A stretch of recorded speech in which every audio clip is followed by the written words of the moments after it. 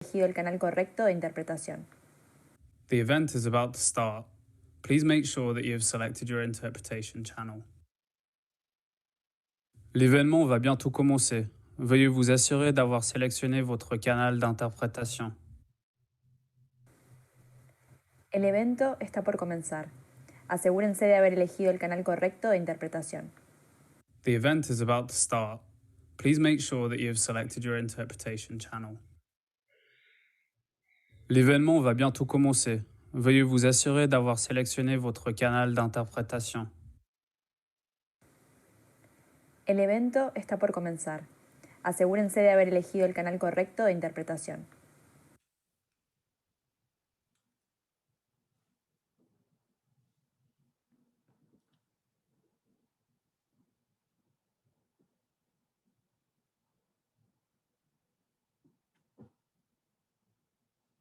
Well, good morning, everybody. Welcome, brothers and sisters, to this celebration of UNI's 20th anniversary.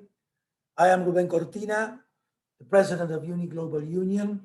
Some of you may be wondering why we are celebrating in 2021 instead of 2020, as originally planned. Well, I think that 2020 speaks for itself. Some things just weren't possible, and we'd like to think better late than never. I will turn the celebration over to Elke Bessinger, our Deputy Secretary General, to moderate. But before I do that, let me share a few of my thoughts about our first 20 years. We have come such a long way. Just as an example, we have signed nearly 60 global agreements.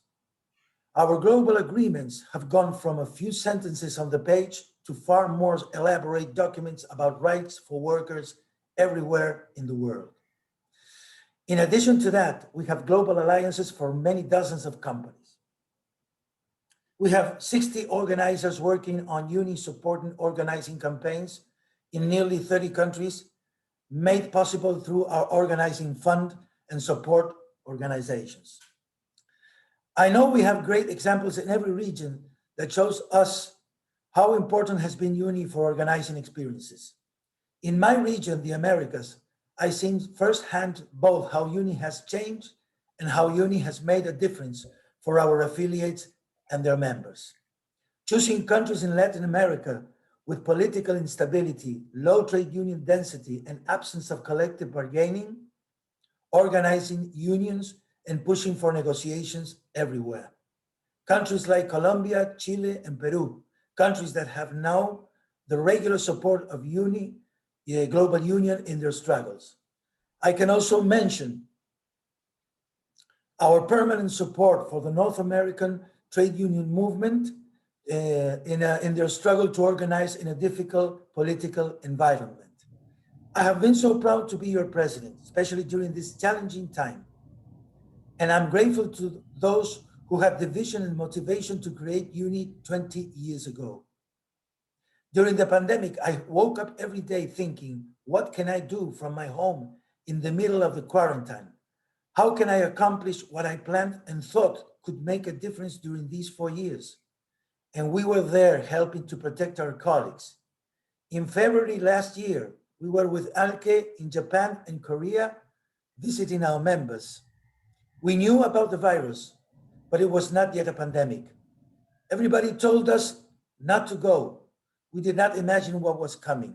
We just had an idea, but did not imagine what came afterwards. Our gratitude for the hospitality of our members in these countries. I'd also like to take the time to introduce a few of today's leaders.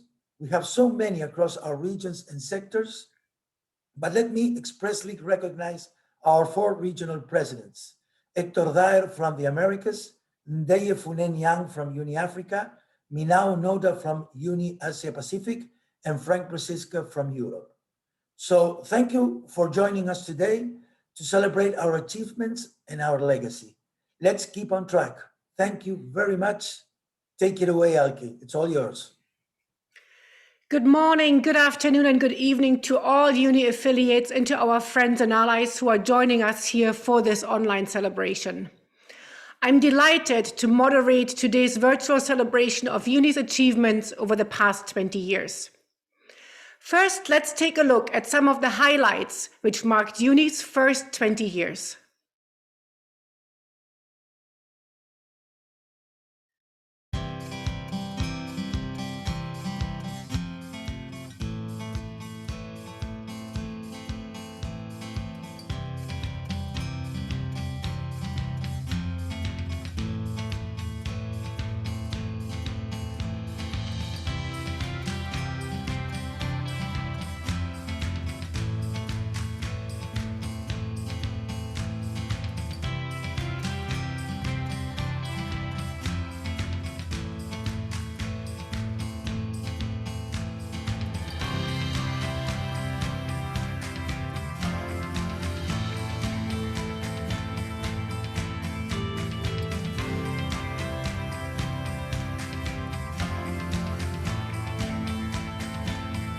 Der erste Weltkongress der UNI ist eröffnet. Uns viel Erfolg.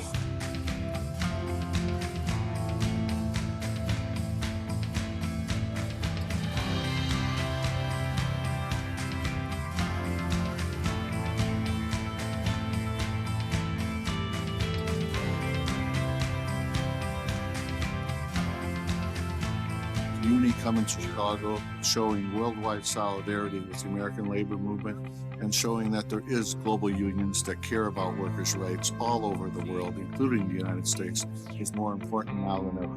We cannot give up our fight, and we won't give up our fight. Unions are key. They are a partner in the fight for women's rights. It'll take global solidarity to take down Group 4.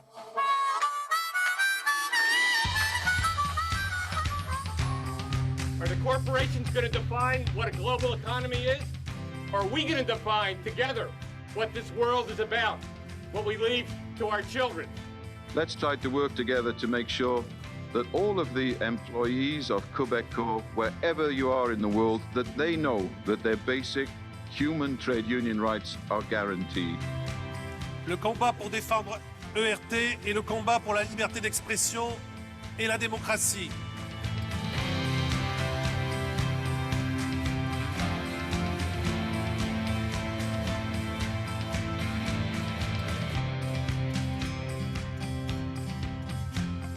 Breaking through is not just the theme of this Congress. Breaking through is our plan, our call for action. The big challenge for us now, the big thing on which we need to do a breakthrough again, is to be successful in recruiting. Come on up! Come on up! Come on up!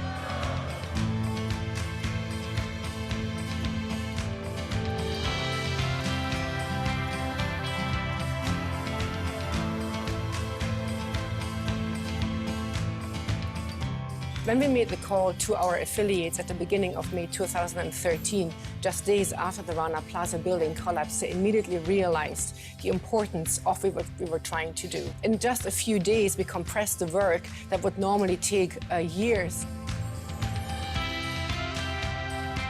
And Madiba said, we must struggle for equality at a higher level, but not give up what you've got. We need to organize, organize, and organize. You are organizing against injustice. You are inspiring workers everywhere. UNI is committed to engage in active campaigns to remind the world that dignity for workers must be the foundation of our humanity. We will win this battle together. Amandla! Long live international solidarity, long live! The system is broken and workers are ready for a change. And we have the responsibility to step up to provide that leadership and capacity. And we can do that and we can win. Even though there is a global crisis, there is a global attack on unions, unions must not only fight against this crisis, but also find new ways of tackling the issues that brings us the future of work. This Congress is a call to action, and together we will make our decisions a reality. Together we will make it happen.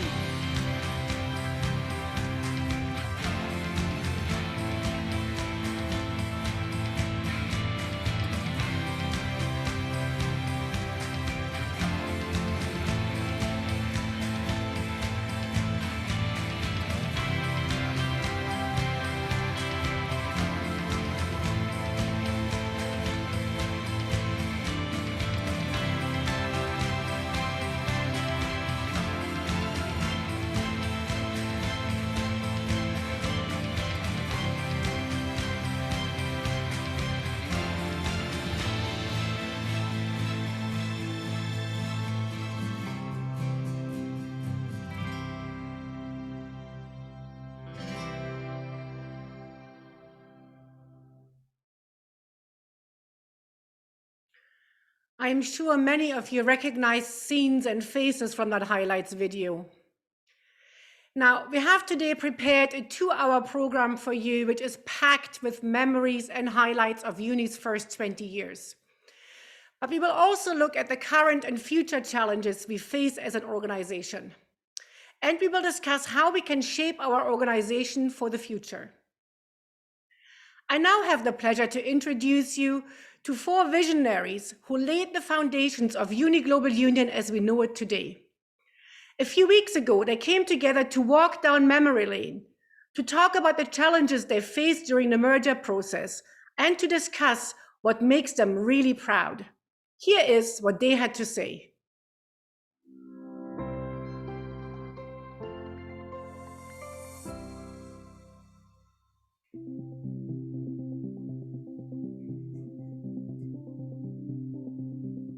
It's an absolute pleasure and honor for me to bring together 4 visionaries that laid the foundations of UNI Global Union as we know it today. Union Network International, as it was called then, came into being on January 1st of the year 2000, and it was the result of a merger of 4 international trade union organizations: the Communications International, Fiat, the International Graphical Federation, and the Media and Entertainment International. Joining me here today are the then presidents or general secretaries of those founding partners. Together, we will walk down memory lane and talk about their best memories of those exciting times, the challenges they faced during the process, and what made them really proud. There were lots of memories, but perhaps the one that sticks in my mind most was in 1997, just after our Congress in Montreal, where Communications International decided to merge with the graphical workers and May. And I was having lunch with Philip in a nice restaurant in Geneva. We were talking about Brussels offices and all sorts of things. And one of us, for some reason, said, let's have a merger between all of us, including Fiat. And the other one, whichever one of it was, said, yeah, that's a good idea. And from then on, we lived on adrenaline, basically, for the next 2 years. It was all very exciting after that. Yeah. But that was the key moment for me. Well, let me just say that I've had the privilege to be a witness to a few things that the two Philips cooked up together, and mostly they turned out to be great ideas. Yeah. So thank you, Philip. And let's move straight on to Philip Jennings, who was the General Secretary of Fiat at the time, and afterwards served as the UNI General Secretary for 18 years. I remember in 1992 having dinner with Philip in Brussels, and he had the bright idea, why don't we build a new head office together already then? What stands out in my mind was the night before the CI Congress in Montreal. I was there with the Fiat president. I was there with the inner circle of the Communications International. I was about to address the Congress the following morning, and Philip turned around and said, I would like you to introduce the idea to the Congress that we're going to do something new and different. I went back to the room. I found the speech, and for posterity, we got these words written here saying the time has come for us to create a new international for services, telecoms, media, and so on and so forth. And then we got on with the job really, really quickly. That was the moment that stood up for me. Wow, and what a moment that was. Thank you, Philip. And really, what a coincidence. We have 2 forward thinkers called Philip. Both of them are Welsh. Now, to mix it up a bit, we're moving to somebody who's not called Philip. And in fact, she's not Welsh either, but she's from Argentina. Adriana Rosenzweig was the General Secretary of the International Graphical Federation and later served UNI in a number of roles, most prominently as Regional Secretary of UNI Americas.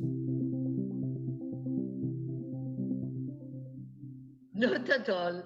I want to speak just a word about our General Secretary at that time, Chris Pate, that was fully persuaded to go to the merger, and regrettably he passed away very young. And then after that, we had a very storming discussions, and some of our colleagues were very reluctant. And then we had an international congress with 2 candidates. One very in favor of the merger, that was myself, and the other one not so in favor. So I won the Congress, both Philips were there. And at the moment in which I won, I knew that we will make a great team to create a great organization. Thanks, Adriana, for sharing that memory. Now, the fourth illustrious person in this round is Tony Lennon, who was the president of the Media and Entertainment International before the merger, and he also led the sector during the first years of being part of UNI. My favorite memory is after we'd done all the meetings, 4 of us, 1 from each organization, went to Neon. We stood on the piece of ground there where the office now resides.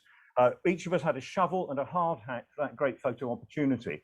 And I have to say, that's the moment when I really thought to myself, do you know this will actually happen? First of all, we had to face the reality that people were saying, you'll never make this work. You're going to be bureaucratic. You're going to be slow. You're going to be so consumed with internal problems that you won't have an organization on the move with momentum. And we were very conscious of this. So right from the beginning, we said, this is something new, that we were a new international for a new millennium, and that we were going to do things differently. To face the bureaucratic argument, we said that any solidarity action had to be responded to in 24 hours, which was seen as difficult to achieve, but we actually did it. We stressed results from the get-go. Before the first World Executive had met in Edinburgh that summer, we signed our first global framework agreement. I think it was with Telefonica. And it was this sense of momentum which carried the organization forward. And we had a kind of an internal rule that we wouldn't be looking backwards over our shoulders saying, we used to do it this way. When that was said in a meeting, there was a point of order called. And I think this all helped build a sense of team spirit and always being on the front foot. That, I guess, was a really important rule that you introduced there, ensuring that all the staff focused on the new organization rather than looking back at things that were no longer. And Adriana, the IGF was one of the smaller merger partners. It was difficult. We were scared of losing our soul, you know. We were not only the small, one of the smaller, but also the single one that was a blue-collar organization. And Philip was so tall, and I was so small, you know. So every time that I have to speak to him, I have to make that like that, you know. That was a real obstacle. But even if it was difficult, the vision was so strong in terms of the need of an organization like UNI at the world level, that was even more clear for us that we can really solve all the problems.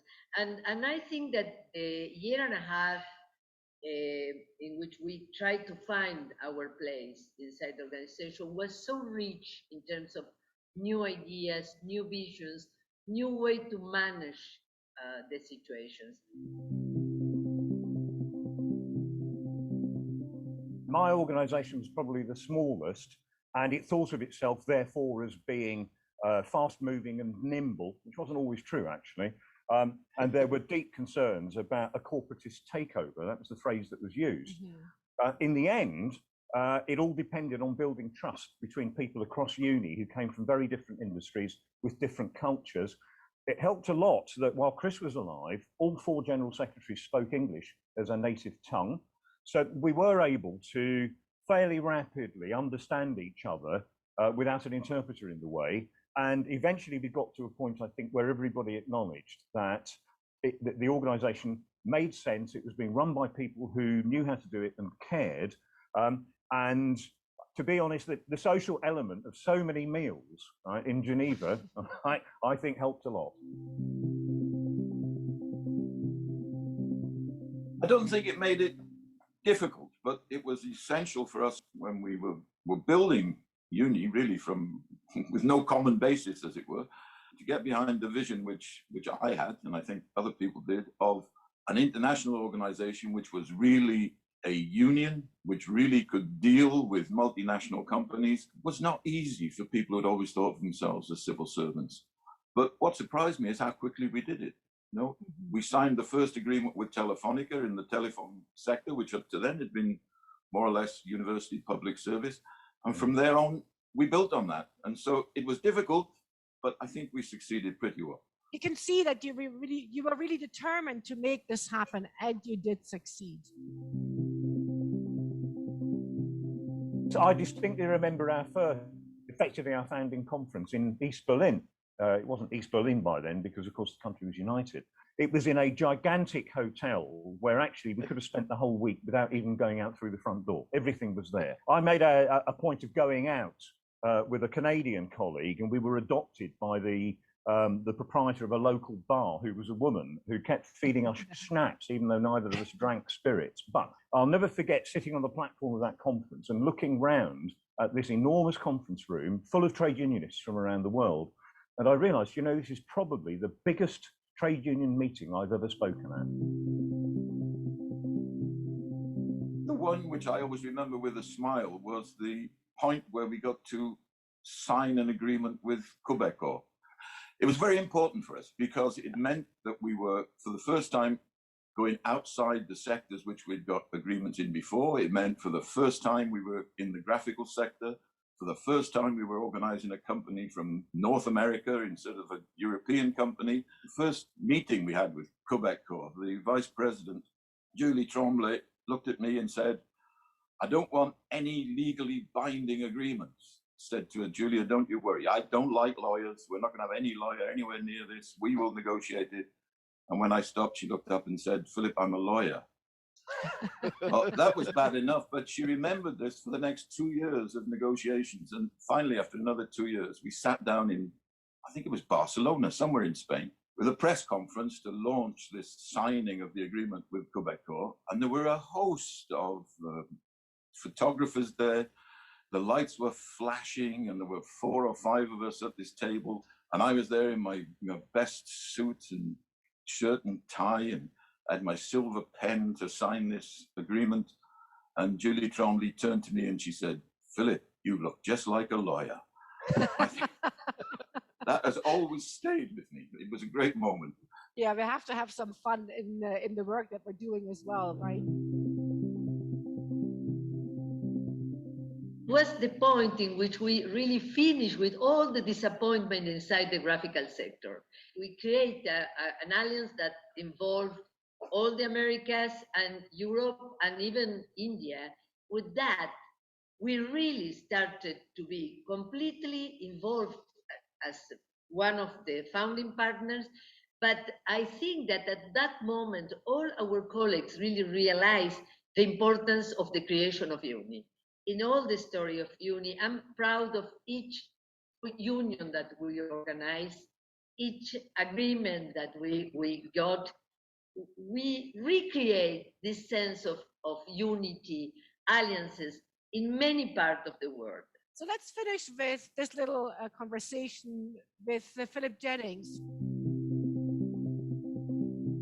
First of all, this was an opportunity of a lifetime, and I want to thank Tony and Philip and Adriana for making that position possible for me and standing with me in good times and in difficult times for me personally. I think the proudest thing about this whole process and initiative is we made it happen. We wanted to change the way that unions looked at international trade union work and bring a new dynamic to it. Just a couple of examples. Organizing, the Breaking Through project. I don't know any organization that has so many organizing projects in so many different countries in the world. We went to Nagasaki, where the nuclear bomb was exploded. 10 years after our Nagasaki Congress, we now have a global treaty which makes nuclear weapons illegal. The stand that our women's members took against violence and sexual harassment. And then years later, we have a new ILO convention. Supply chain, Alka, you were there on the front line, the Rana Plaza tragedy, the loss of lives. You and Christy together transformed how the world looks at supply chains. Having also the courage to change course, to go from Union Network International into UNI Global Union with the Breaking Through Congress in 2010. I am so proud that we now have the World Players Association as a sector of UNI.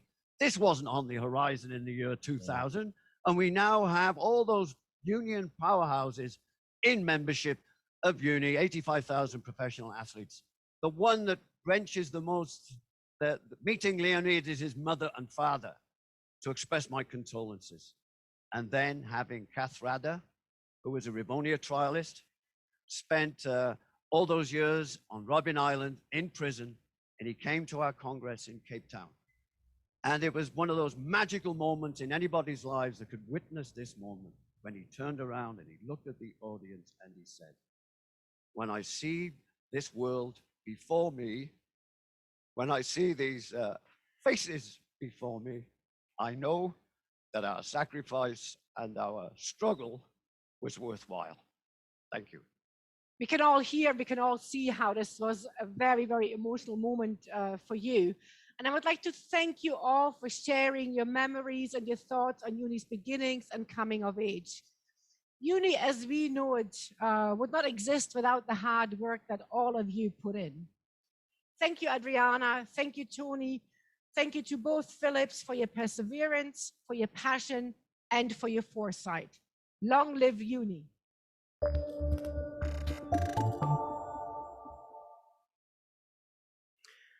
Wow, what a group of leaders we had. And on behalf of everybody here on this virtual celebration, I would like to thank you once more for all your hard work. And those of you who know any of them will appreciate the challenges I faced keeping this group under control when they got lost in their many, many memories when we talked. I would now like to invite somebody to speak to you who's been by UNI's side for many years.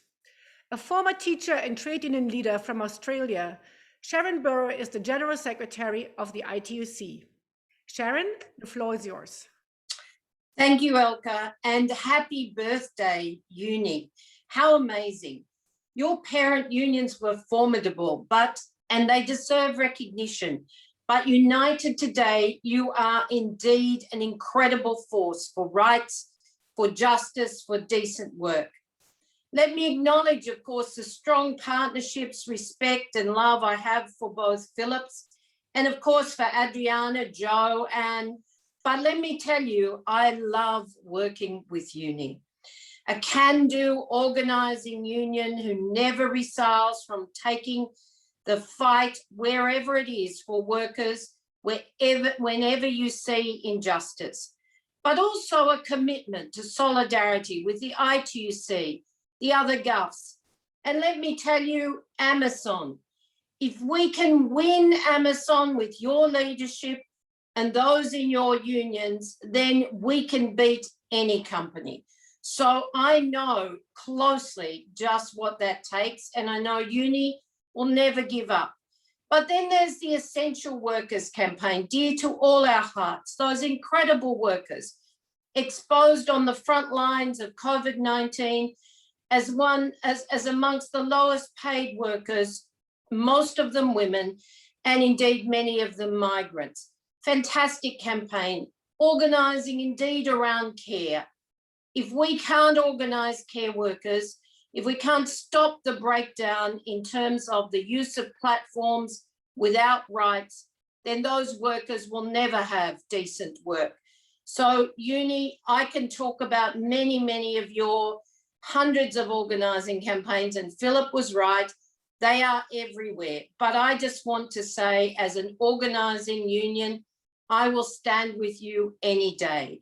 And right now in Myanmar, you know, Christy and I talk a lot, but we have talked incessantly about the courage and what it will take from us to stop that bloody coup, the incredible reign of terror going on in Myanmar right now. So thank you all.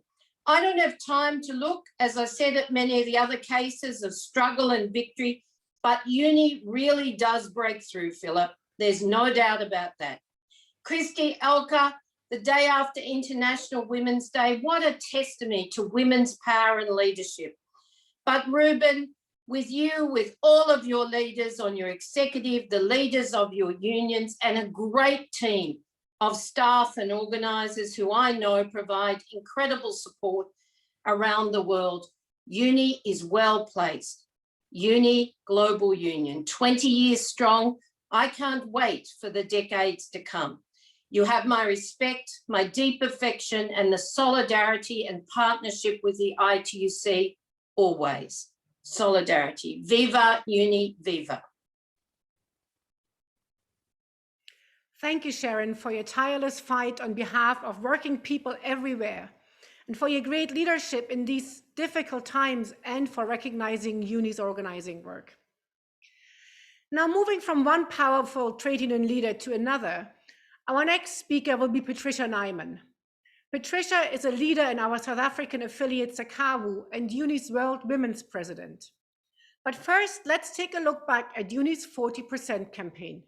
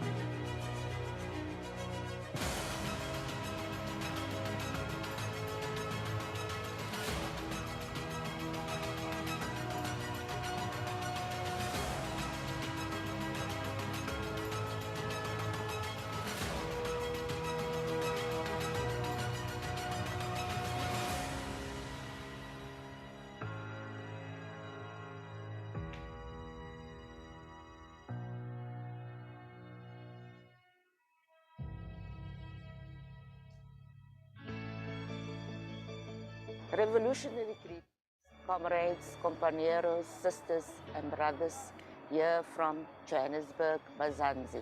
I'm standing at the statue of the everyday heroine at Beyers Naudé Square that celebrates women as drivers of social change in South Africa.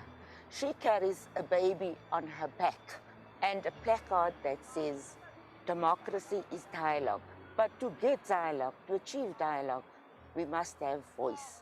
And that is why we as women, as trade unionists, as feminists, have been fighting every day of our lives to achieve that voice. That is why I am so proud of all of those women who have fought to increase the voice of women in UNI Global Union. We have set a target of 40% women representation, and we have achieved and beaten that target.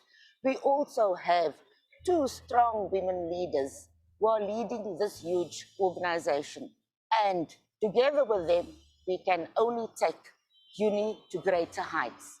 The global pandemic has shown that at a time of crisis, it is women that are firstly affected. At UNI, we represent millions of women workers on the front lines of the COVID-19 pandemic. Women who provide essential services to the public and society at large, putting themselves at risk and their families. Like the woman in this statue, they are our everyday heroines. But these women are often underpaid, undervalued, and overworked. That is why we must continue our struggle for gender equality.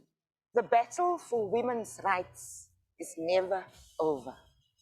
And as UNI women, we declare that we are determined, we are strong, we are united, and we are ready. Amandla, aluta, continua, all power to women.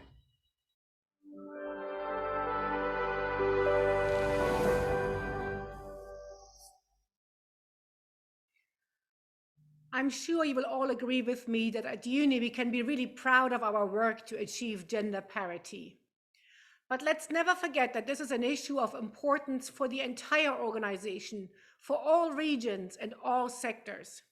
We will only be able to fully achieve our goals as trade unions if every woman has a voice and a place to safely express her views.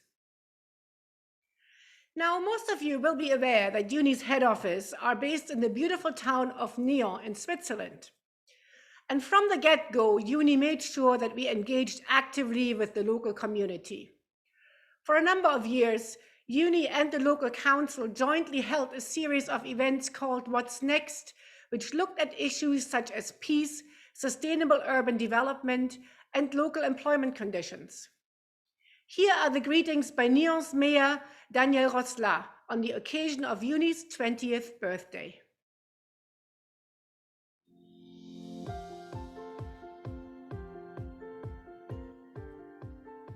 Je voudrais souhaiter un bon anniversaire à UNI Global Union. Ça fait 20 ans que votre organisation est installée à Nyon. C'est une chance pour notre ville. Une chance et une fierté d'avoir une organisation citoyenne, une organisation qui défend des valeurs, une organisation qui exerce une responsabilité sociale remarquablement bien. Nous aimerions vous dire le plaisir et l'honneur que nous avons, la fierté que UNI Global ait choisi d'être à Nyon. Et nous espérons bien sûr avoir l'occasion de fêter avec vous ces 20 ans, quand le temps le permettra.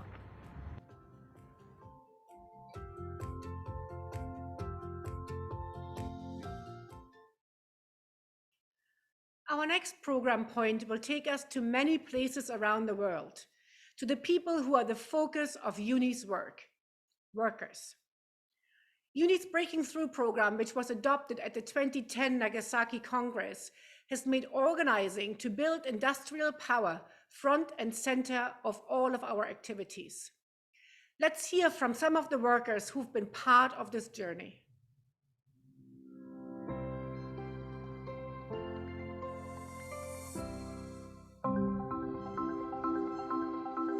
Quiero saludar en estos 20 años a UNI, ya que para nosotros ha sido primordial su apoyo. Being part of UNI allows us to be part of an international trade union movement promoting solidarity, cooperation, and sharing around the world.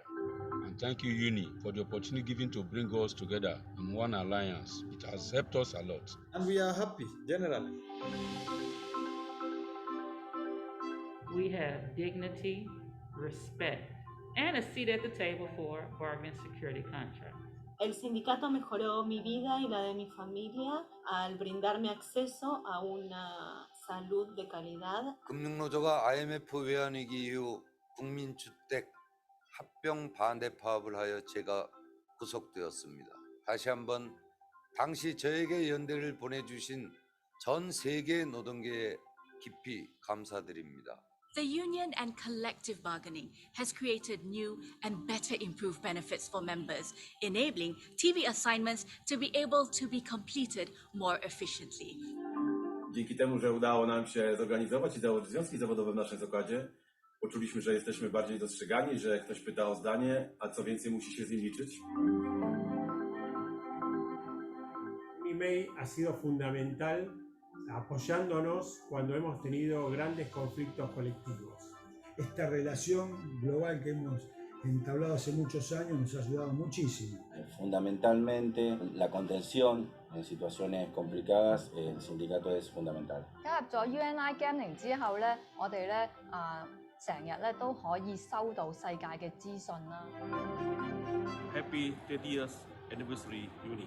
International solidarity is a must if we need a support in the future. I would also like to wish UNI Global a happy 20th anniversary.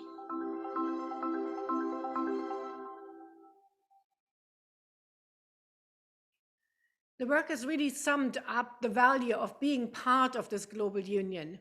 Better working conditions, even higher pay, and most importantly, power on the job through global coordination and action. The theme of our next program point is safety at work. We all remember the horrifying pictures after the Rana Plaza factory collapse in Bangladesh's capital Dhaka in April 2013. For many years, voluntary audits and CSR programs had failed to protect workers in Bangladesh's garment industry.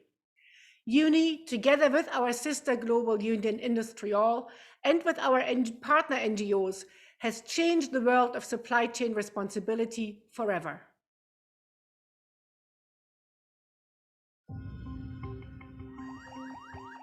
The death toll continues to rise following the collapse of a building in Bangladesh on Wednesday morning.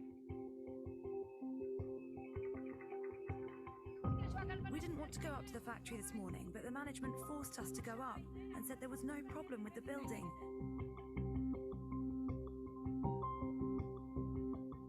Our objective is to change the rules. It's not to just fix one country. It's going beyond just fixing the technical problems and the violations in the factories, but elevating it to another level.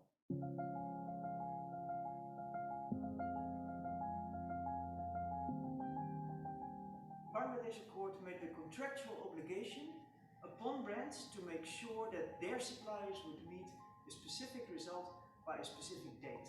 The second thing that made the Accord a big success is that workers and unions could file complaints directly and on a broad range of safety topics.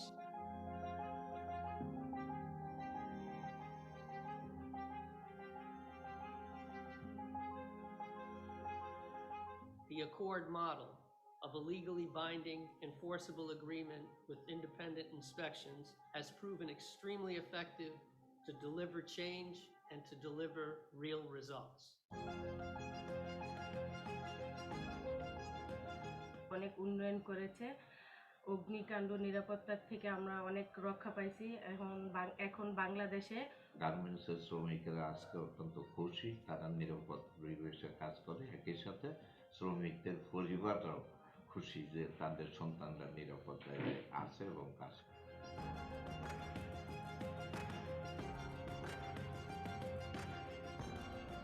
The health and safety committees that were established under the Accord have made tremendous progress in ensuring that workers' voices and their eyes and ears are the ones who can identify safety and health issues.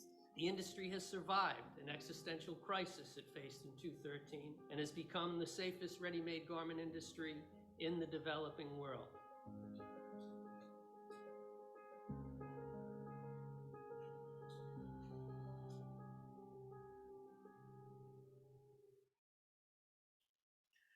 I'd now like to ask three key players in this work to share their perspectives on the importance of the Accord. First, Christy Hoffman, the UNI General Secretary, who was instrumental in negotiating the first and second Accords. Christy? Thanks, Alka, and hello, everybody. Let me start by stressing that we have made history with the Accord. There is no turning back to the old days of social audits and voluntary codes. We have shown the power of binding commitments implemented on a scale affecting millions of workers. We have shown how an industry can be transformed if actions are taken on a sector-wide basis. And I think we also have to acknowledge that everybody who makes the clothes we wear on our back should also have a union, living wages, and social protection. In other words, work with dignity, and the brands can afford that. Thank you, Christy. We now go to Walter Sanchez, the General Secretary of Industry All. Walter? Thanks, Alke. Hi, Christy, Ruben. I'm very honored to celebrate with you your 20 years of UNI Global Union, and I'm sure that when you decided to merge 20 years ago, you were leading by example. Not only are your affiliates, but Industry All itself also decided to merge some years after. So I'm very honored to be here today. Thank you very much for the invitation. And like Christy was introducing, the pandemic, as the pandemic goes on, it keeps health and safety in the center of the agenda of trade unions around the world. And it's our duty to reaffirm every single day that the industrial homicides like the one that happened in Rana Plaza never happen again. And it's our duty to make everything we can to prevent it to happen. And the Accord has been proved to be a wonderful example of a legally binding model to remediate, to prevent deaths and accidents. So it must continue and be expanded to other countries. And that's what we're standing now in negotiation with the brand. Tough negotiation, but I'm sure we will succeed with the power of our affiliates mobilizing worldwide in a strong campaign. And I'm sure the close cooperation that we have with UNI Global Union, not only in the Accord, but also in campaigns like the one targeting Amazon, will continue for the next 20 years and beyond. So long live UNI Global Union. Thank you. Thank you very much, Walter, for your greetings and for your statement. Last but not least, let's move to Scott Nover, the director of one of our NGO partners, the Workers' Rights Consortium. Scott, the floor is yours.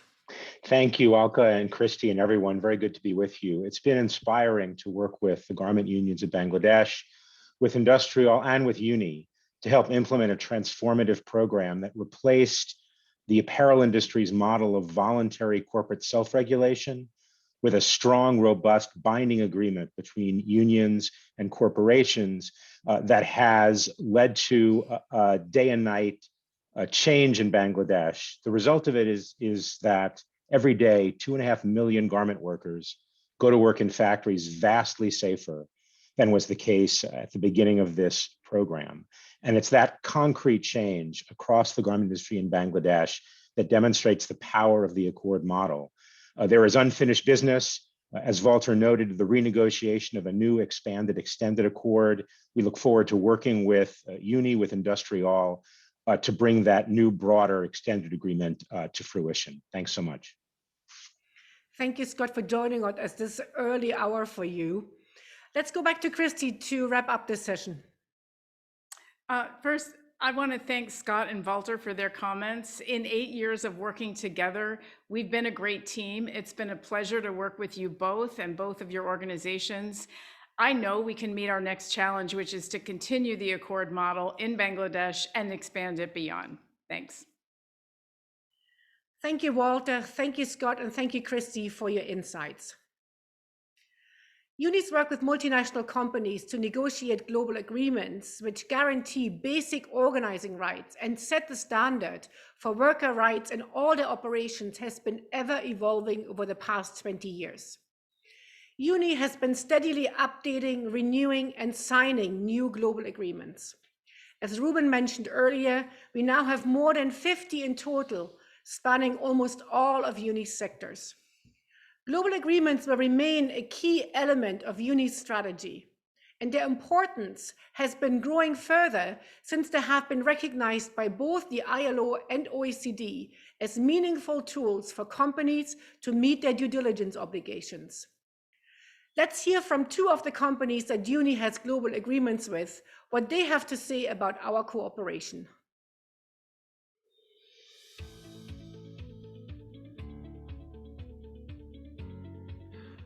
Avant tout, nous tenons à vous remercier de l'opportunité qui nous est donnée de témoigner à l'occasion de vos 20 ans. Les rapports de notre groupe avec UNI sont anciens car depuis sa création en 2008, un représentant d'UNI siège au sein de notre comité d'entreprise européen. Mais lors de la négociation de notre premier accord cadre international en 2019, nous avons appris à mieux nous connaître. Notre souvenir de ces négociations est qu'elles ont été fermes, soutenues, parfois complexes, mais qu'elles se sont toujours déroulées dans un climat constructif et loyal. Surtout, ces négociations ont abouti à la conclusion d'un accord collectif créateur de droits pour nos collaborateurs et qui matérialise également un engagement réciproque en matière de dialogue social. Depuis la signature de cet accord, nous nous sommes revus lors du congrès d'UNI à Torremolinos en octobre 2019, à l'occasion de contacts informels durant la pandémie et bien sûr lors de la réunion de la commission de suivi de notre accord. À chaque fois, nous avons pu apprécier l'engagement de l'équipe d'UNI. Nous vous souhaitons un excellent anniversaire et vous disons à bientôt.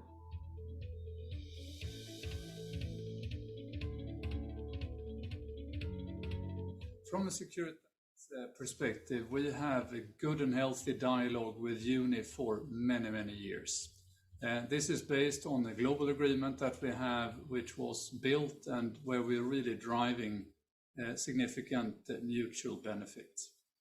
And why is this working? Well, first of all, we have a regular cadence in the relationship. We have good interaction and open dialogue on a strategic level, but also then to address issues as they arise. But I would also say that it's also very much based on the values of Securitas. We want to be a good company to work with, a good company to work for. So healthy global labor relations are always very important to us. So I just wanted to say thank you for the good relationship and congratulate you on the 20-year anniversary and looking forward to many years of constructive dialogue and relationship as we're taking the next steps on our journey. Thank you.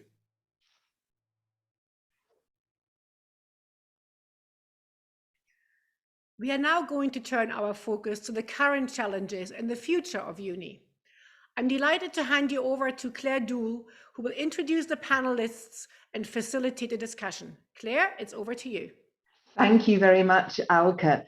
Well, we've looked at the past 20 years and some of the many achievements of UNI Global Union. Let's now look forward at the next 20 years on how to build a just economy in the post-COVID world. How do we seize the moment and emerge stronger after COVID? We'll be hearing from some leading voices from outside and inside the labour movement. Gabriella Boucher, Executive Director of Oxfam International, an organisation known globally for fighting injustice to create a fairer and better world. Gabriella was previously Chief Operating Officer of Plan International and is committed to transforming organisations, institutions and society at large. Owen Jones, well-known author, journalist, political commentator and Labour Party activist.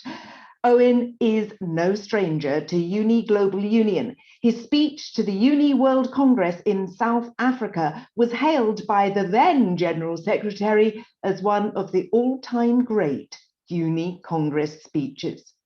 And Professor Atsushi Saika, a Labour economist, award-winning academic, author, and member of the ILO's Global Commission on the Future of Work. The commission was set up to recommend how to provide decent and sustainable work for all. And Christy Hoffman, General Secretary of UNI Global Union, you've just heard from Christy, so she certainly needs no introduction. Let me also just ask people, do please tweet using hashtag UniAt20, because I'm sure our speakers are going to be fascinating and give us some great insights. What I would just like to say to the speakers is, if you do want to add your thoughts or comment, just give me a sign, physically raise your hand, or use the raise hand icon at the bottom of the screen. So with no further ado, we're going to look in a moment at how to build a just economy. But first of all, I'm going to ask our speakers about the challenges we're facing post-COVID. And most probably nobody better to do that than Gabriella from Oxfam, because many do fear that the pandemic could lead to the biggest rise in inequality since records begin. Oxfam's always taken the lead when it comes to putting inequality into very real terms. Gabriella, you've done it again. You've come out with this really timely report, the inequality virus. It's got some very alarming statistics about how the virus has exposed and increased some of the existing inequalities. Could you give us a short analysis of what is happening to inequality at a global level? Thanks, Claire. And I start by saying that at its core, today's inequality crisis is really about excessive returns to capital over labor. And UNI, as part of the global labor movement, continue to be such brave champions of labor, a true force of global resistance. And on behalf of Oxfam, I want to recognize them and really say happy birthday today. Thanks for referencing our report, The Inequality Virus. And the headline, as you say, is that we risk seeing the greatest rise in inequality since records began. So let me expand on this a bit. We know at the top, we have 10 billionaires, all men, by the way, who have accumulated between March and December, $500 billion. Enough, it's such an amount that it's difficult for us to imagine it. So it's really enough to prevent anybody from being pushed into poverty as a result of the pandemic, and even enough to vaccinate the whole world as well. And at the bottom, we have possibly up to 500 million slipping into poverty, and it will take them more than a decade to recover from the pandemic hit. So the economy is profoundly insecure for the many. And as we know, 3/4 of workers globally had no access to social protections like sick pay or unemployment benefits when the virus struck. And in this last year, we've noticed, and we've all been very aware of how much pain this has caused. And maybe beyond figures, I'd like to tell you about the story of one person, Jean-Baptiste from the US, who was a 44-year-old father of 3, a poultry plant worker working in an industry that has long put huge profits before the welfare of its workers, and the majority of whom are migrants. So last year, when he contracted COVID-19, he was told to continue working and hide his fever. And the meat processing plants like those he worked in rapidly became COVID-19 hotspots. When he finally went to the doctor, his temperature was very high and he was sent home. But 3 days later, he couldn't breathe. He went into hospital, was put on a ventilator and died alone.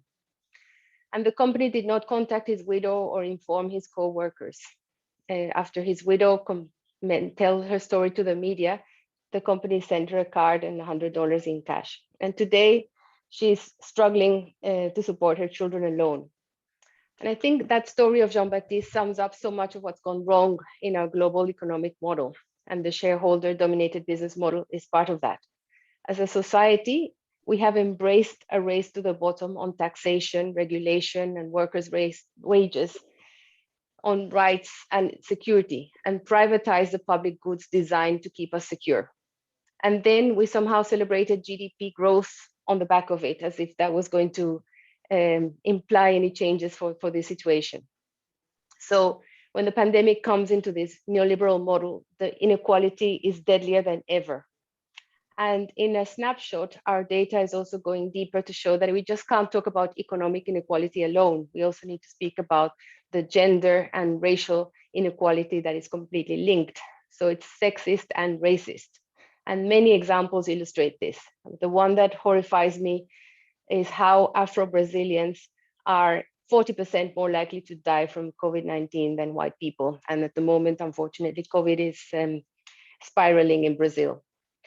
That's why our recovery needs to go far beyond tinkering at the edges of the current economic model. For Oxfam, that means that it's time for a 21st century economic strategy that is really centered on ending such extreme economic inequality and achieving gender and racial equality altogether. Thank you. Well, thank you, Gabriella, and also indeed for that story of Jean-Baptiste. I think it's always really important to put a human face on the statistics, and there were some alarming statistics in your report and that you've just mentioned. Indeed, the rich getting richer, the poor getting poorer, and there's a disproportionate impact on women, indeed, who are overrepresented in the sectors of the economy that we know have been hit by the pandemic. Owen, let me just bring you in to quickly reflect on what Gabriella has said there. Well, I think what Gabriella really underlines is COVID-19 was a flare which lit up the existing grotesque inequalities that don't just scar our societies, but define it, as well as exacerbating with fatal consequences those underlying inequalities. We know that, for example, in Britain, people in the poorest tenth of the country were 3 times more likely to die premature deaths before COVID-19. And the gap in life expectancy between the poorest and the richest has grown over the last decade, not least partly due to the austerity policies pursued by the government in the aftermath of the financial crash. And what COVID-19 we've seen in this country, if you're Black, you're 4 times more likely to die of COVID-19. And those from poorer communities are the most likely to die compared to those from affluent countries, affluent parts of the country, sorry, as well as those who develop serious illnesses. But what we've also seen during the pandemic is billionaires' wealth by last October increased by 1/4 during the pandemic. And some companies have done very, very well indeed, whether it be Amazon, who treat their workers abominably, whether it be, in some cases, really pernicious examples, gambling companies exploiting the distress and loneliness of people living by themselves. Their profits have rocketed in Britain during the pandemic. Whether it be test and trace, in our country, we have this disastrous test and trace system for the pandemic in which up to £30 billion of taxpayers' money has been spent on private contractors who have calamitously dealt with the pandemic. But at the same time, the incomes of the poor have fallen. Informal workers globally, according to the ILO, saw over a fifth decrease in their wages. And in countries like Britain, we've already gone through in Britain the longest squeeze in wages since Napoleon conquered Europe in the beginning of the 19th century. And that obviously was something that was pre-existing before the COVID-19 pandemic unleashed the horrors that this country have seen. It's no coincidence Britain has one of the worst death tolls on earth, by the way. It has everything to do with a government that put profit ahead of people by locking down too late because they thought it damaged the economy, which was a false equivalence, because actually if you deal with the public health crisis, then you have a less bad economic crisis. And that's what countries across the world have shown, as well as wasting money on private contractors. Test and Trace have done a terrible, terrible job, but also because we have such grotesque inequalities in Britain that the big gaps between rich and poor, underlying health conditions which make people susceptible to serious illness and death with COVID-19, we're at higher risk. And that's one of the reasons 1 in 500 people in Britain have now died of COVID-19 during this pandemic. The other point, though, I think is, and I think this comes out from what Gabriella's talking about, I think we need to look from history. The last comparable global emergency was World War II.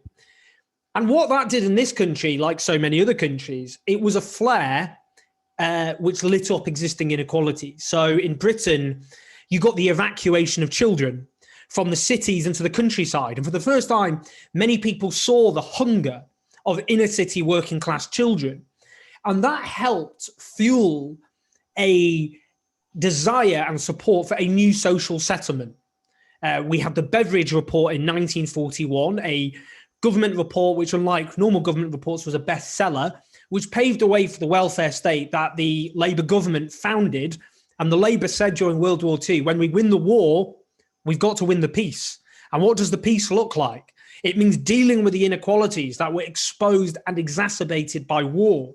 And the same has to happen today. We, in this country, again, like so many other countries, in the first part of the crisis, we applauded our key workers from our windows, our doorsteps, and our balconies. But claps do not pay people's bills as much as they can be appreciated.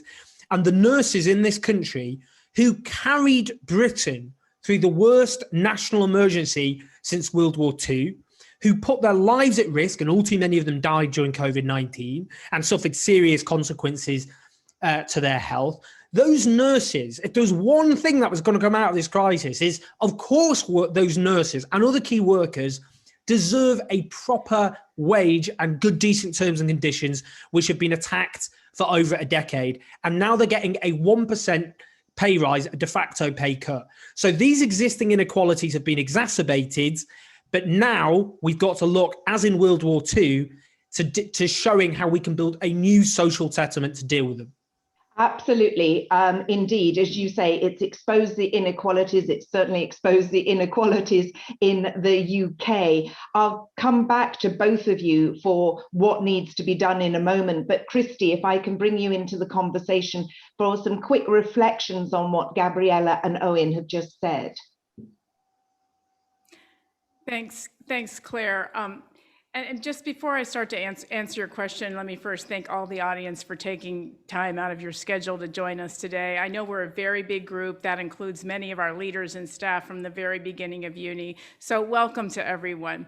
So reflections, look, I think this question of inequality, yes, we have exposed the underbelly of our society. Britain is one example. You look at the US, it's the same. You look across the world, it's even worse, where we have larger numbers of informal workers, some poverty, some, I believe, in fact, in Gabriella's own paper, which is a brilliant paper, The Inequality Virus, lots of great statistics showing that people it may take us a decade to recover from the income loss that we see in so many parts of the world.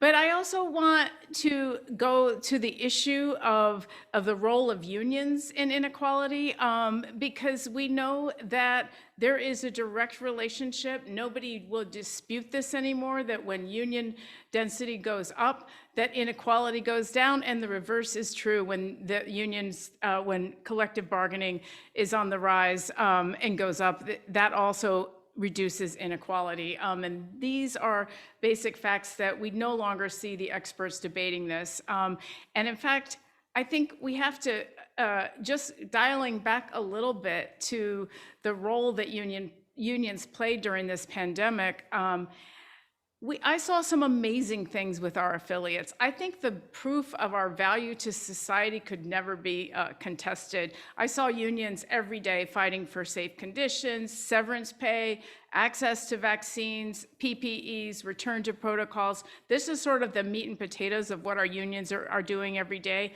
And our members are probably among the best protected in the world. Not perfect, far from it in many countries, and also, frankly, some of the employers we deal with on a regular basis through our global relationships have done their best to provide safe and secure work.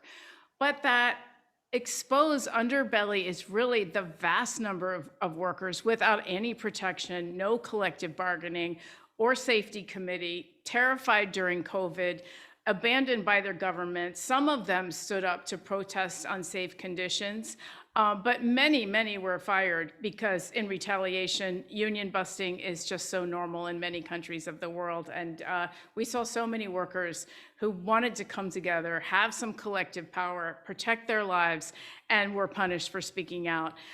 So we have to address these glaring holes in human rights if we're serious about a new normal. And I love what Owen said about this is a time where we have to win the peace. We have to win the transformation to a new economic model.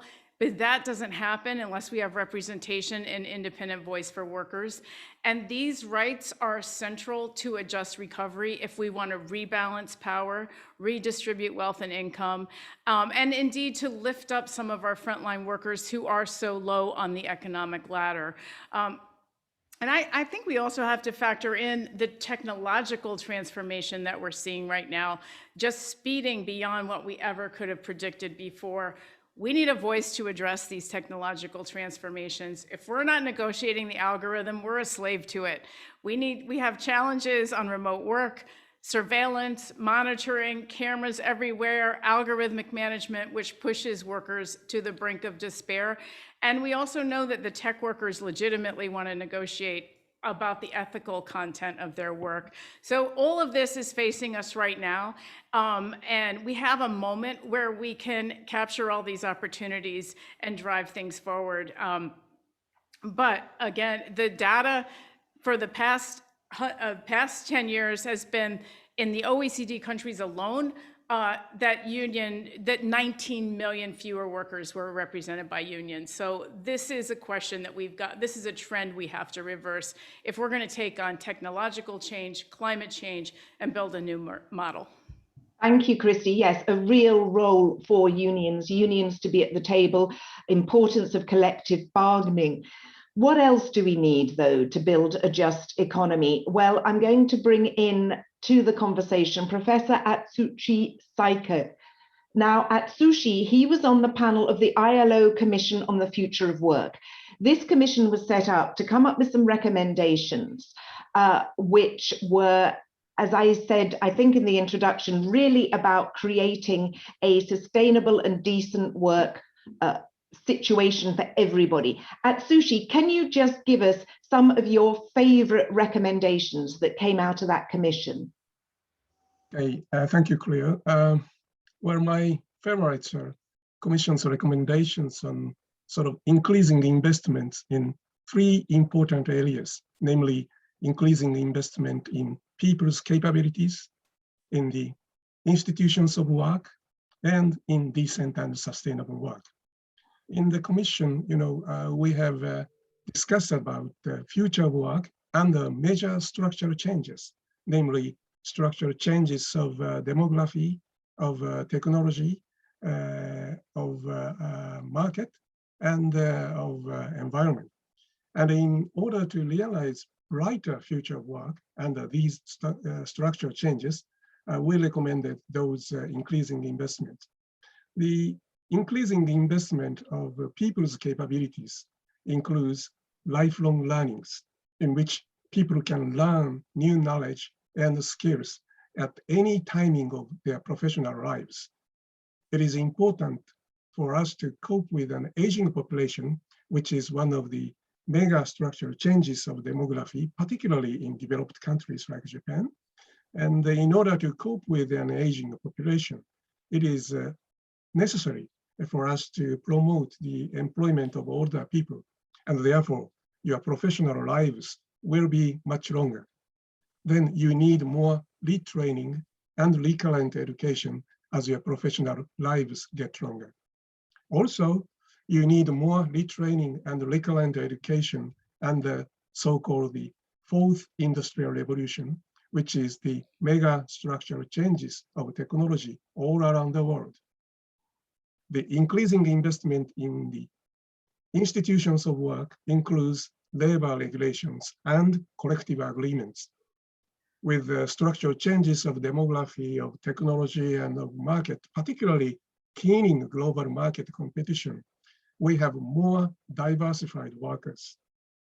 As a result of it, we have more and more non-traditional or atypical workers who are often not covered by regulatory protections and the collective agreements. In this respect, we need to expand labor regulations to include those non-traditional atypical workers. Also, labor unions have to organize these workers so that their labor working conditions can be negotiated within the collective agreements. The increasing investment in decent and sustainable work is also very important to cope with structural changes, particularly mega changes of the environment, including the global warming. Thank you. Sushi, I'm just wondering, yes, has the pandemic changed your perception of the recommendations by the Commission? Are they still relevant, do you think? Of course, I believe that, these recommendations become even more urgent, more important now. Under the pandemic, we realized the importance of so-called essential workers in our society. But on the other hand, their working conditions are not so decent. And we know so-called gig workers or freelancers are often left out from protections. In this respect, particularly the recommendations on increasing investment in the institutions of work become more important today. In order to improve working conditions of essential workers, I believe that we need more effective labor regulations, including increasing minimum wages, stricter regulations on, for example, sanitary conditions of workplace, and so on.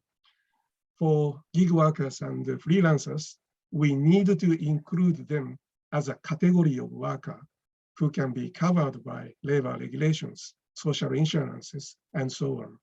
I also hope, of course, that the labor unions will make more effort to organize them so that they will be able to be covered by collective agreements.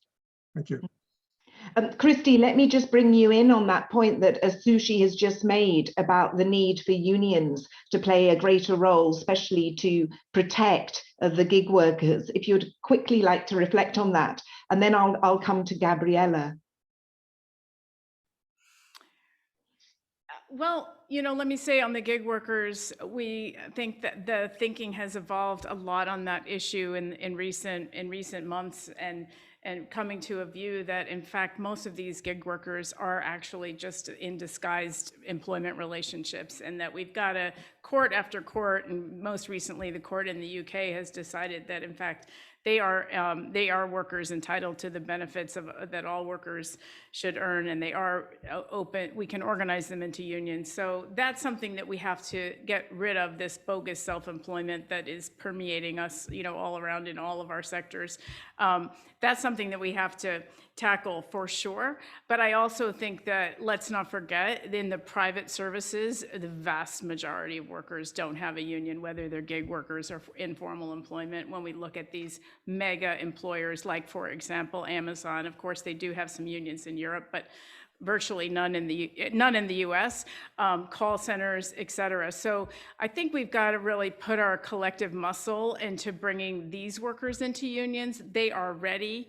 Many of them are self-organizing, and as well as the gig workers. I don't mean to leave them out, but there's a lot of workers out there who are ready. They have seen these profiteers growing richer while they're getting the scraps. They know they're not getting what they deserve. So I think that this question of unions stepping up is very important at this moment. Gabriella, we know that Oxfam has a really clear vision of what sort of world you want to create. So perhaps you could share with us some of your ideas for building this just economy post-COVID. Yes, thank you, Claire. I think we have to start with hope, and part of this is, I think, as Owen was putting it very compellingly, is this greater awareness that a greater part of society has now of inequality. This is a positive of this terrible crisis, and we know that there are many people fighting for inequality across the globe, fighting for equality. And financial institutions, the IMF, the World Bank, are increasingly talking about the issues. So it's no longer something that is sort of marginal, it's at the center of economic discussion. And for us, it's definitely not an abstract idea. If we want to achieve the global goals that all governments have signed up to, it's crucial that we really tackle inequality, because we're failing, well, the majority of humanity. So the only way to make this work is to really reduce this gap. And there's a clear impact on tackling climate breakdown as well, as we know that the emissions of the richest are primarily driving the current situation. So there are many structural solutions, but we like to point out to something immediate that we really need to do, is to really get behind the COVID-19 vaccine, not just for the richest countries and people, but really ensure that there's a vaccine for all. And Oxfam is part of a movement calling for a people's vaccine. If we don't do this, inequality will spiral even beyond, because the gaps will widen. And that's a very important start. But of course, that it needs to be coupled with really a complete right to health, in that we deliver universal healthcare.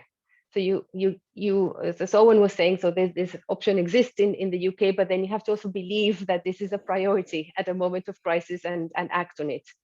So you need to be able to get healthcare irrespective of the color of your skin or the cash in your purse. And as we know, this is not the case in the majority of countries in the world. But we know it can be done. For example, Costa Rica achieved this turnaround in a decade, and that should give us hope, because in the constraints that they had, they managed to do it. And beyond that, we require universal social protection, education, everything around ensuring the living standards. And of course, as we are focusing today, workers' rights is a key element of the equation to reduce inequality. And as Christy was saying, there's a very studied and demonstrated correlations. But finally, we also need to then give fiscal space. So where are we going to fund these changes that we really need to make? And there we need tax, not austerity. And we need to ensure that this tax is progressive, that we're not going into regressive taxes like VAT, which would hit those in the poorest parts of society. So there's a lot of, yeah, go ahead. No, absolutely. I'm nodding my head in agreement, and I can see that Owen is too. And I was about to bring Owen in, but Gabriella, please finish your thought. No, I'm just saying that there's a lot of energy around taxing wealth now, and this is exciting. And I think we think at Oxfam it's critical to the recovery. Even the IMF is talking about it. You know, the last few decades have shown a race to the bottom in all taxations and competing for capital, moving from country to country, and a lot of consequences of that are very negative also for the poorest countries.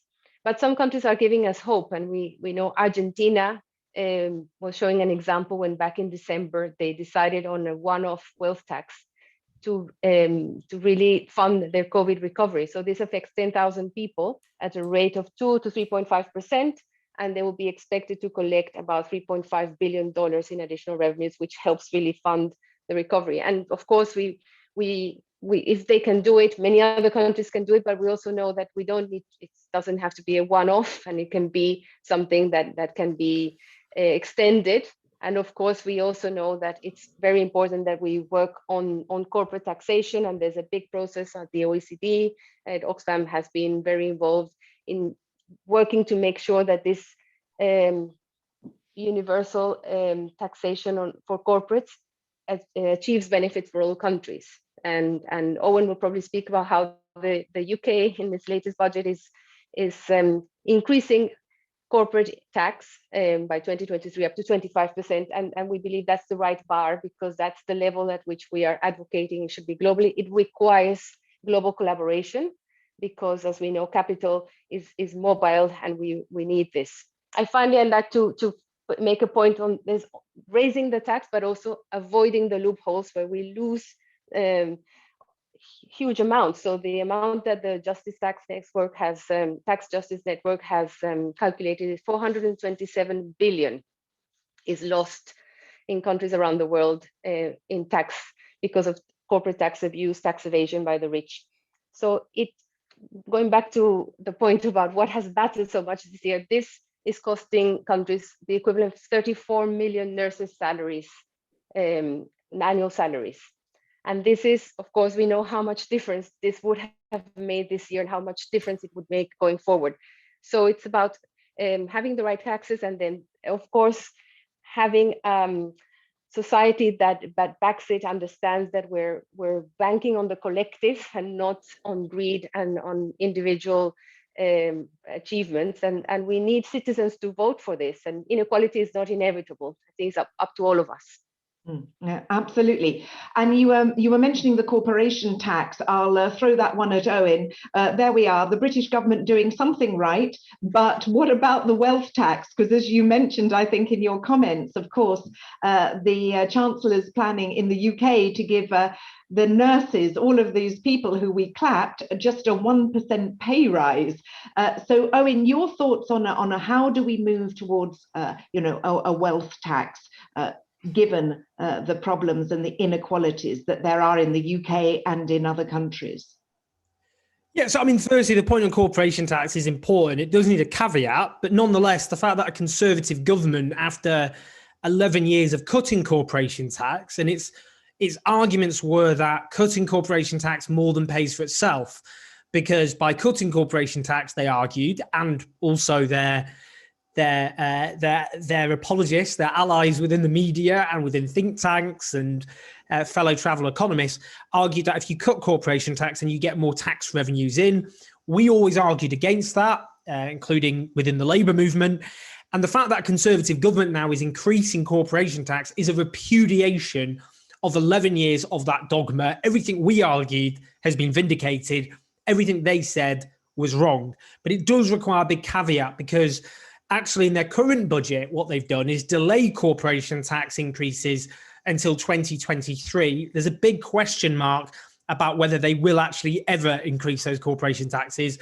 But in the meantime, they've given a £25 billion tax break to major companies, which will profit the likes of Amazon, by the way, whilst simultaneously they're imposing a real terms pay cut, not just on nurses, incidentally, but on many of the other key workers who were applauded by Conservative ministers who have already spent a decade attacking their pay. We have nurses who go to food banks in this country because they can't afford to eat, attacking their pay, attacking their terms and conditions, and also cuts to our universal credit, which is the new form of the welfare state that the Conservatives have imposed, which will drive hundreds of thousands of families into poverty. And I think actually what has changed during this pandemic, and it has been changing for many years, to be fair, in this country, is attitudes towards taxation have changed. And the polling shows consistently, and the research, that people are far more supportive of taxing large corporations. In fact, there's overwhelming support for that, as well as taxing wealth. I mean, there was rumors of the government imposing a windfall tax on those companies that have profited from the crisis. They haven't done that. But that's clearly the fact that even they felt they had to talk about it. A right-wing Conservative government shows there is an appetite. We're pushing at an open door there. And we have to make the argument about what we're doing, what we'd like to do with that, with the money we raise. We need to use money to green our economy, to create a Green New Deal, which will create huge amounts of jobs, as well as tackling the existential crisis of the climate emergency. And we should see the fact that, COVID is a terrible crisis. There's no question. We've just lived through it. But it's nothing compared to the existential crisis of the climate emergency. And we should see this as a trial run, that if the state is willing in an emergency to mobilize its resources for this, It should do that for the climate emergency. And that's why we need a wealth tax. So we need to make that argument. That will also create jobs. It means affordable, good public transport, which is good for people's living standards. It means cleaner air. It will transform the way we live for the better. It's not about sacrifice and cost. It's about making people's lives better. And so a Green New Deal with a wealth tax to help support and fund it is one of the key things we need to argue. But also the welfare state. You know, again, I mentioned universal credit. For years, the right-wing media in this country have portrayed the welfare state as excessively generous, as subsidizing the lazy and the feckless with huge amounts of generous amounts of money. But this crisis meant that millions of people, for the first time, had to claim from the welfare state. And they realized that was all a lie. It was a sham. They realized how derisory the amount of money they got was. So after this, we need a new welfare state, a new settlement, and again, progressive taxation, making the argument that those at the top are booming during this crisis, but they were already booming before. In the financial crisis, the top 1,000 Britons more than doubled their wealth in the first 5 years of austerity, whilst workers suffered this unprecedented squeeze in wages. So let's join the dots. We know that public opinion has shifted on wealth taxes and income taxes, that even a Conservative government has had to adapt to that and actually had to do something because of the growing appetite for progressive taxation. But let's link it to our demands, which is to tackle the climate emergency, to have a proper welfare state fit for the 21st century, to give key workers who we all applauded a proper wage and good terms and conditions. Those are the arguments we're making. We're on the side of public opinion. Our opponents are actually surrendering those arguments and without saying it, admitting they were wrong in everything they said over the last 10 years. So yeah, let's use that moment. We've gone through a terrible calamity. Huge numbers of people have died. And what we've got to look at is, can we build a better society in the rubble of all of this, as we did in World War II? And these are the sorts of arguments we have to make accordingly. Yeah, that's really interesting. Of course, yes, the time is now. And as you say, public opinion is shifting on many of these issues, and governments are starting to too. Christy, I'm just wondering, of course, there's been quite a lot of concern about union busting, you know, not recognizing collective bargaining. So, you know, if we think about seizing the moment, how are we going to ensure that workers do, you know, enjoy those rights and that they're not fired for joining a union? So I think there's a lot of things that we have to consider when it comes to how we seize this moment. But, you know, one thing is, of course, changing the rules. You know, every company should know they can't get away with that wherever they go. We see so many companies that think, well, it's one thing what we can do in Europe, but wherever else we go in the world, we can really smash unions. There's mandatory human rights due diligence in place in France in some respects. It's in the pipeline in other countries, Germany, Austria, EU. If applied correctly, that can help. Discussions are going on for UN binding treaty, which would give access to the courts of the home country of the multinational. And also when we think about all the spending that's happening right now, because we're about to spend trillions of dollars to restore our economies, we have to think about linking procurement, trade, investment agreements to recognizing unions, to having robust bargaining mechanisms. And I don't mean just lip service to the fundamental rights, but actual results, transparency, disclosure, where do companies have bargaining, how many workers are covered. And so those changing the rules are important. We've also got to think about how do we use our collective muscle to bring more workers into unions right now, because as I said earlier, they are ready, many are self-organizing, but we need to open those pathways. I think that when we look at this moment, in addition, as Owen said, people are moving on tax. And I would note not only on the wealth tax, which is back on the political agenda in the US as well, from a bunch of Congresspeople presented that last week or the week before, but also digital tax. How do we go after the digital giants? Better corporate taxes. So that piece is really moving, and that's a key key element of achieving some kind of redistribution. The other thing is there's more people talking about workers and unions in this past year than in decades. Mainstream media, some of them never even had union reporters, and they're just coming out of the woodwork, or worker reporters. So this is also a moment where, hey, everybody's been talking about workers, as we say, you know, we've clapped for them. What else are we going to do? So there is that moment. And then when we think about union busting, you know, I was trained as an organizer in the 1980s in the United States to accept union busting. That's just part of whatever that always will happen whenever you're trying to create a union. That I need to prepare workers to expect this. There's no choice. That's just part of the package. And what is remarkable is that 2 weeks ago, the President of the United States, Joe Biden, released a video aimed at Amazon and its workers who are voting right now in Alabama about whether to have a union. But he said in this video, it's the workers' decision. There is no role for employer interference or anti-union propaganda. And that might seem normal to you, but nothing like that has ever happened in the US, ever. Not FDR, no one. And so that's an amazing thing that the president feels so much pressure from so many unions in motion and workers demanding a new deal that he comes out and publicly says union busting is off. Now, that's a game changer, potentially. And I think, you know, we might think it's a minor thing, but really it's a huge thing that this guy, who is really a moderate, it's not that Joe Biden is, you know, a left wing, somebody who's been assumed to be in the union's pocket forever. That's not consistent with many of the things that, you know, we haven't heard that from him in the past. And I think it shows the moment that we're in. So I just think, you know, yeah, we should seize this moment. We should make it happen. Workers are important. We have kept the wheels turning, people fed, people clean, you know, all the things that need to happen to carry us through this pandemic. And yet we're not getting our fair share. And I think it is a moment to jump on that. Yeah, absolutely. Yes, the tide is with you. The force is with you. I'm aware that time is perhaps not with us, and that Alka has got two very important guests that she wants to bring in at the end of this program. But I'm just going to come to each of you because it's all about 20 years. You've been in existence for 20 years. Let's really project forward 20 years time, 2040. Gabriella, what would you like to see in 2040? I'll ask each of you for your very brief forward-looking gaze.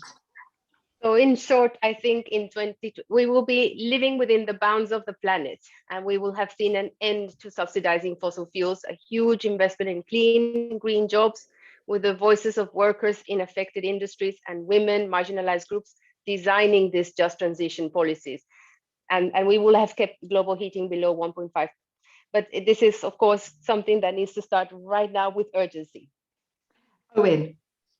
Well, what I'd like to see is a new social settlement equivalent to that which came after World War II, where we have the liberation of women and minorities from the structural oppression, the racism, which has been increasingly bubbling to the surface in ways that those at the top can't suppress at the moment, from Black Lives Matter to Meghan Markle, to be honest, at the moment in this country, that we're tackling the climate emergency with the most incredible, ambitious, global Green New Deal, that we have welfare states which eliminate poverty, that we have strong trade unions that give all workers rights and security and sustainable living standards, and that we have a world which is run in the interests of labour, not of the short-term interests of capital.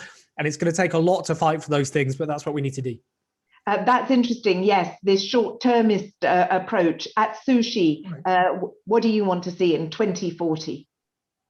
Yes, as you said, you know, many problems we face today are, you know, caused by so-called short-termism.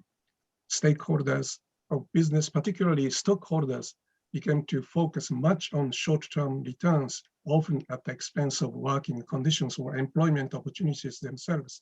So it is very important for us to have a long-term perspectives. And I think it is particularly important when we think about the productivity increase, because, you know, if you'd like to improve the productivity, you need to invest both in, you know, tangible capital and human capital.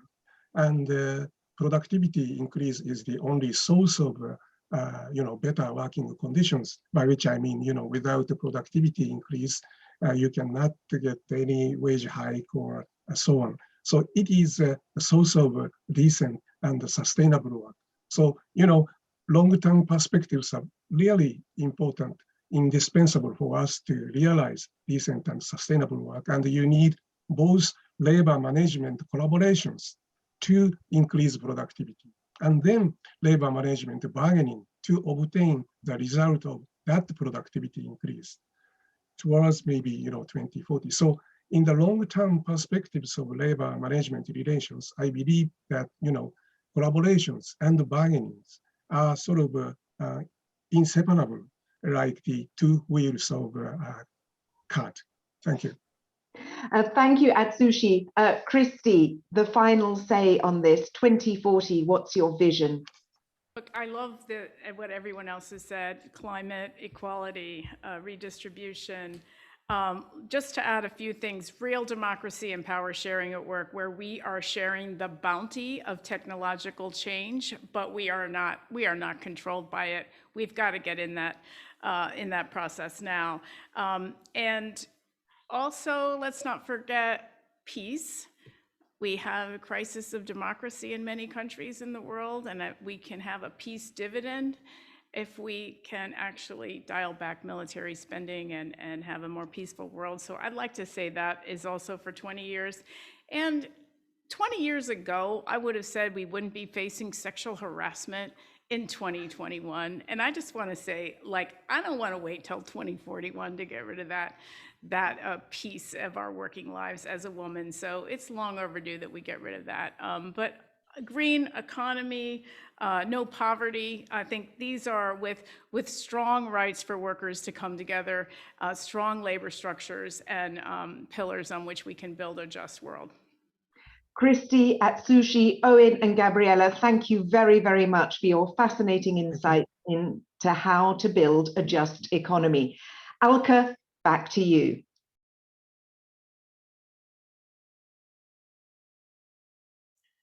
Thank you, Claire, and a big thank you once again from all of us to the panelists. You really brought us some hopeful insights about how we can build a better world. And at the same time, you stressed the urgency of now, in particular, why we must seize the moment of our recovery and transition out of the pandemic to address the critical issues of inequality, the deficit of collective bargaining, and to organize new workers. I now have the pleasure to introduce you to the Director General of the ILO, Guy Ryder. What many of you may not know is that Guy started his international career in 1985 here with us as the Secretary of the Industry Trade Section of Fiat, working alongside Philip Jennings. We are so proud that our former colleague has been the ILO's Director General since 2012. It was under Guy's leadership that the ILO Centenary Declaration for the Future of Work and the Convention concerning the elimination of violence and harassment in the world of work were adopted in 2019. Guy, the floor is yours. Well, thanks very much, Alka, and congratulations to everybody at UNI on this 20th birthday. Yeah, Alka, you're right. I started my international trade union work at Fiat back in the 80s. My office was next door to Philip Jennings, as you said. I didn't get a chance to say very much, so I moved on to other things, as you'll understand. Now, it's the most difficult thing to do on occasions like this is to actually keep your nostalgia under control. The temptation is to look back and to look at the beginnings and the achievements of UNI. And that's worth doing because it can tell us a lot about where we are going and where we need to go in the future. But just looking back at the creation of UNI, this extraordinary process of unification that we've heard about, it's interesting. It happened at a time when a lot of trade union mergers were taking place around the world. Sometimes they happen out of industrial logic, sometimes they happen under sheer financial necessity. But my feeling is that UNI was created to respond to a very evident need in global labor at that point, because UNI was born as globalization was accelerating. We knew we had to do things differently, and UNI provided an answer to that challenge, followed by the ITUC and by Industrial. So my view is that the creation of UNI and UNI's achievements, I think they properly need to be seen as the graduation of international trade union action to a new and a much needed level. And the fact of the matter is, if you think back 20 years to what we used to do and look at what we do today, it's like night and day. International trade unionism has been transformed, and you can see it in the work that UNI undertakes, not just the multiplication of global framework agreements, but the quality and substance that they have. The extraordinary pioneering work around the Bangladesh Accord, which we've heard about, the way international labor campaigns so much more effectively, responding to a real need. But I think we're right as well, as we applaud the achievements that we've had up until this point, to look at the challenges ahead, as your panel has just done. Let's be honest, in the 20 years of UNI's existence, well, to take one example, the label share of global income has not gone up, it's gone down. Inequality has not been reduced, it's gone up. And I think that should not be a reality that should discourage us. It's a reality that needs to encourage us to do more, exactly in the ways that we've just heard from the panel. And so, yeah, as we celebrate UNI at 20, it's a good idea to look forward to UNI at 40. And my view is it's relatively easy, as the panelists just did, to imagine, as UNI's done in the past, the future that we all want. I think we can all come to a pretty quick consensus around that. The really hard work, and it's the everyday work that UNI has done and will continue to do, is making that vision a reality. The worst thing any organization can do is to stand still, to think we've got the answers, we don't need to go anywhere different. The world of work is changing, accelerating change. You know, when UNI was born, who was talking about climate change? Who was talking about global labor platforms? We didn't even know about Amazon and Google and Apple and Facebook. There are things we don't know about today that we'll be struggling with in 20 years' time. And our agility, our solidarity, our capacity to make the difference is, frankly, the measuring stick by which our achievements in the future will be judged. But all of you in UNI, on the basis of what you've done so far, on the basis of what you are today, I think you can look to that future with real optimism and the hope that we all need. Congratulations, good luck. Thank you, Guy. It was great to have you with us, and thank you for your words of wisdom and encouragement. And we know that the ILO is always going to be an important and trusted partner for UNI. Our last guest speaker today is Angel Gurria, who has been the Secretary General of the OECD since 2006 and who will be ending his term soon.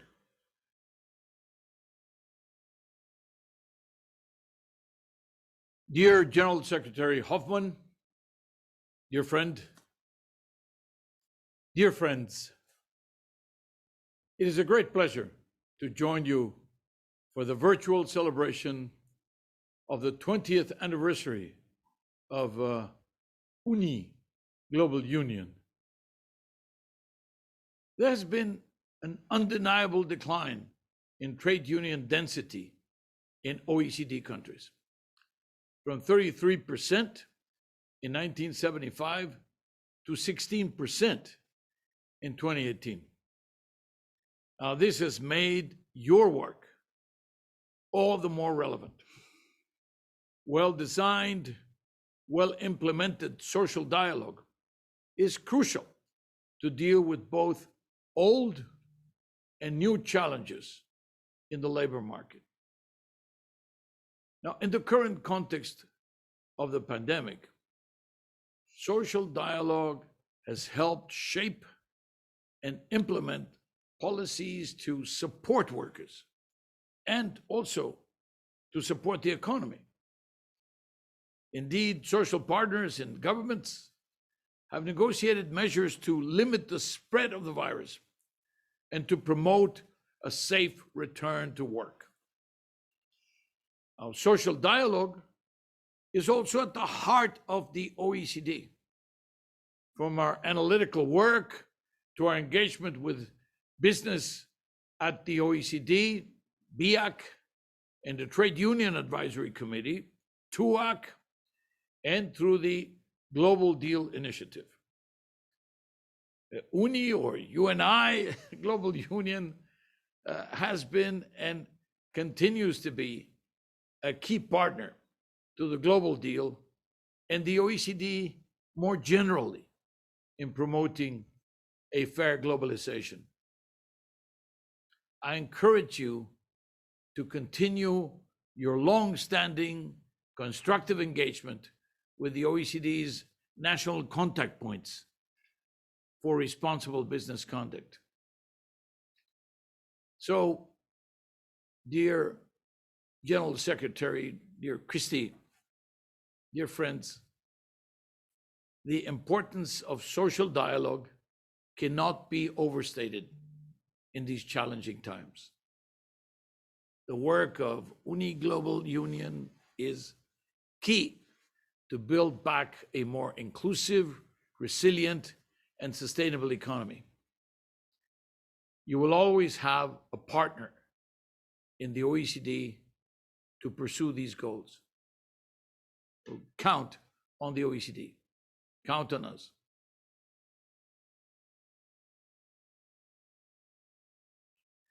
Comrades, friends, we are now entering the finishing straight of our Uni at 20 celebrations. I hope you enjoyed our journey back and forth in time, and I would like to ask Uni's General Secretary, Christy Hoffman, to share a few final videos and some closing thoughts. Christy, over to you. Thank you, Alka, and thank you for taking the lead to organize this event today and for your skillful moderation. This event was not especially easy to organize because we are still in that COVID moment, and you've done an excellent job, as well as our team here at Uni. Before I make some closing remarks, I just want to share with you some final videos about our recent work, an unprecedented year with unprecedented challenges. And first, let's take a look at some of Uni's essential workers, those who kept us all fed and clean and cared for during this horrible year. Their work should be revalued as we look to the future, and this is a key campaign for Uni.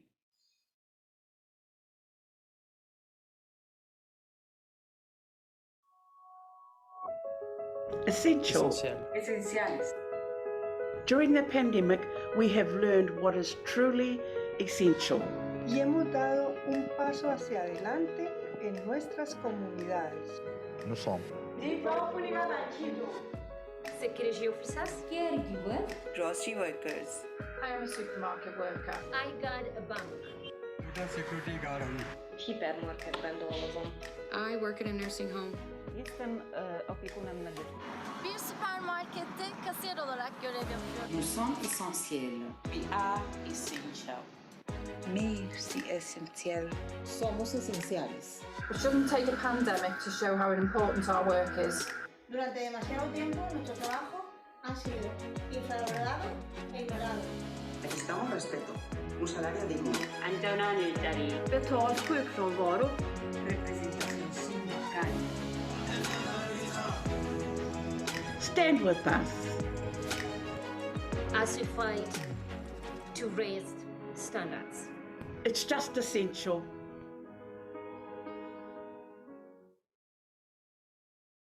I love that video. I just want to also give a shout out to some of our other frontline workers in the Uni family, the postal workers, the bank workers. Thanks everybody who's keeping us going. And then for our last video of the day, let's share a video from our partners at Progressive International about why we need to bring workers, unions, and civil society together from around the world to take on Amazon's outsized power in our lives.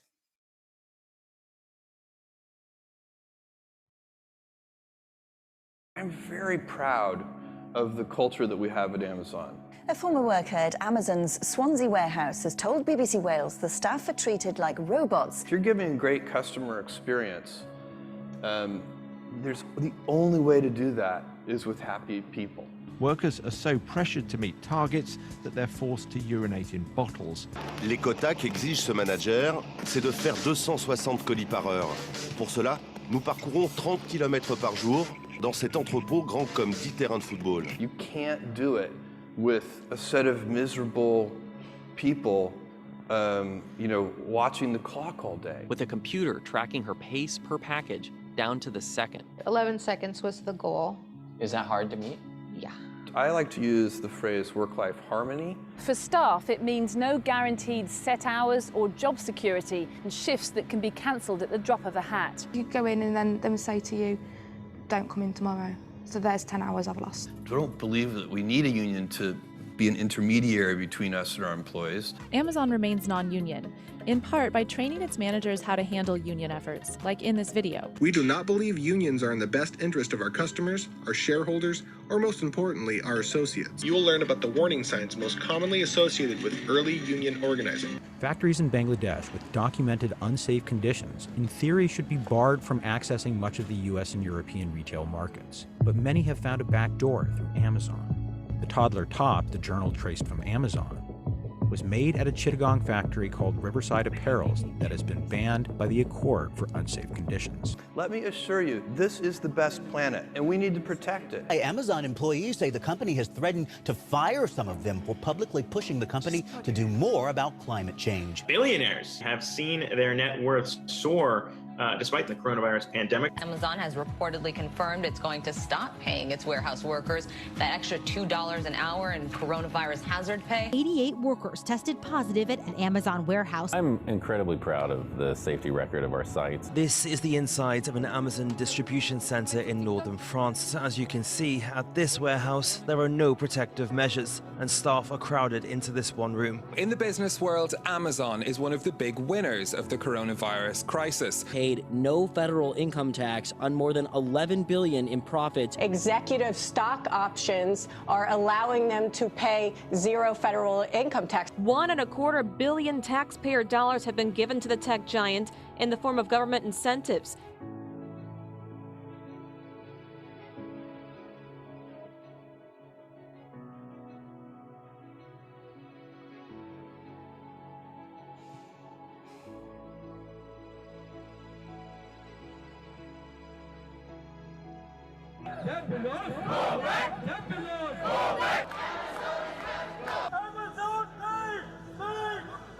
We want Amazon to respect us, to listen to us. You have no place in India, and we will not let you here. In France, a dispute with workers over safety conditions at their warehouses has seen the company shut down operations here. They took Amazon to court on health and safety grounds and won. You're going to be standing out here until we get a solution.